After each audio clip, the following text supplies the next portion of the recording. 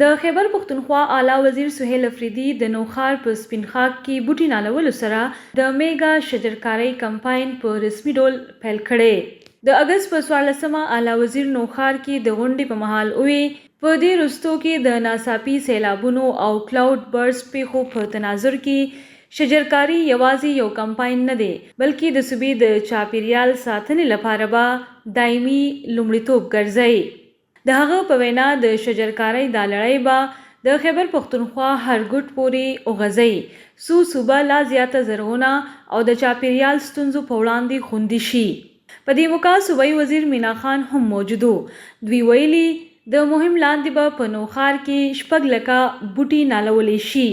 دا پېښور ریویټلایزیشن پلان دی کوم کې چې مختلف کمپوننټس دي حصې دي پای کې یو حصہ دا هم دا چې مونږه د شهر سره د نوښار او د پېښور په سنگم باندې په سپین خاک کې دا یو بیرن غر دی چې په کم باندې ونی نشته نو دا مونږه د دې انتخاب وکړو. دا تقریبا 10,000 کناله باندې مشتمل دی. په پهلا فیز کې په دې باندې به مونږه تقریبا 6 لکه بوټي کرو. په دې کې چې کوم دي پونډز تالابونه هم دي په دې باندې چې کوم دي د فروټو بوټي هم دي ونې هم دي او دا به ان شاء الله تعالی په 3 کالو کې فل فلیج هغه ته رسیږي ان شاء الله تعالی.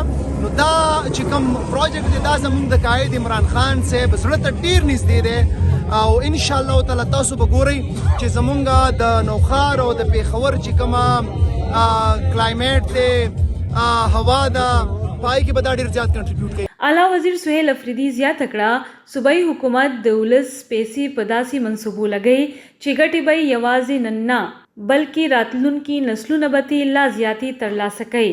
نوموړي د جنګلاتو د محکمې د فعالیتونو ستاینه وکړه او ویل د ګړی چندن سیمې ځایي خلکو ته د ځنګلونو له عاید څخه 9 کروړه روپۍ ورکړل شوي دي.